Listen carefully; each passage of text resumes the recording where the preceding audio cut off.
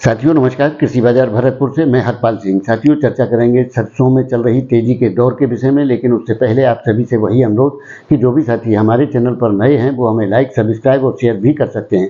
साथियों विदेशी बाजारों का जिस प्रकार से सरसों की तेजी को सपोर्ट मिल रहा है, उसके चलते बाजारों में कल प्लांटों के अंदर 50 से 100 रुपये तक की तेजियां दर्ज की गई। सबसे पहले गोयल कोटा के अंदर 50 रुपये की वृद्धि हुई, जिसके चलते भाव 6000 से बढ़कर के 6050 रुपये के बोले गए। उसी प्रकार से महेश एडिबल के भाव दो बार में 25-25 रुपये की वृद्धि के साथ 6550 रुपये के बोले गए। उसके बाद अडानी बिल्डर ने एक साथ 100 रुपये की वृद्धि दर्ज की, जिसके चलते जो भाव 6150 रुपये के चल रहे थे सीधे 6250 रुपये के बोले जाने लगे। साथियों उसी के अनुरूप मंडियों के अंदर भी तेजी का रुख देखने को मिला।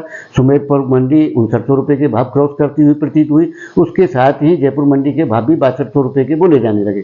साथियों इसके विपरीत भरतपुर मंडी में कल थोड़ा सा नरमी का रुख देखने को मिला। जो भाव 5802 रुपये के थे वो घट करके 5785 रुपये के बोले जाने लगे। लेकिन आज के दौर के अंदर अगर हालिया वस्तु स्थिति की बात करें तो साथियों निश्चित तौर से भरतपुर मंडी 5800 रुपये के ऊपर के स्तर पर खुलती हुई प्रतीत होती है। ऐसी संभावनाएं बनती हुई नजर आती हैं। लेकिन जिस प्रकार की तेजी का रुख विदेशी बाजारों के सपोर्ट के मिलते हुए बना हुआ है, साथियों उसी प्रकार की स्थितियां अगर आने वाले दौर के अंदर सरसों को मिलती रही तो सरसों निश्चित तौर पर जो इसका पहला पड़ाव 6025 रुपये भरतपुर मंडी का है, उस स्तर तक भी सरसों पहुंचने की संभावनाएं बन सकती हैं।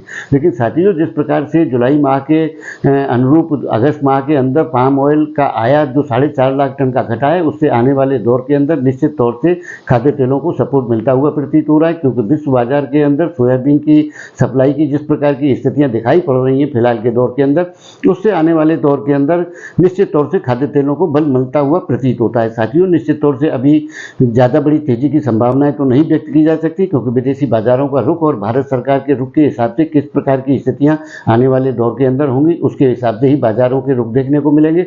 लेकिन इतना तय है कि सरसों का जो मंदा था वो निश्चित रूप से इसमें से समाप्त हो चुका है। और जिस प्रकार से आवकों का दौर 3 लाख बोरी के नीचे आकर के सिमट गया है, उससे आने वाले दौर के अंदर भी निश्चित तौर से जब तक सरकार किसी प्रकार की नाफेड के द्वारा जबरदस्त तरीके से बिकवाली नहीं करती, तब तक भावों में दबाव की स्थितियां देखने की संभावनाएं कम ही प्रतीत होती हैं। और उनका भी असर बहुत लंबे समय तक रहने की संभावनाएं नहीं है, क्योंकि साथियों नाफेड की बिक्री के असर भी बाजारों के अंदर हम देख चुके हैं।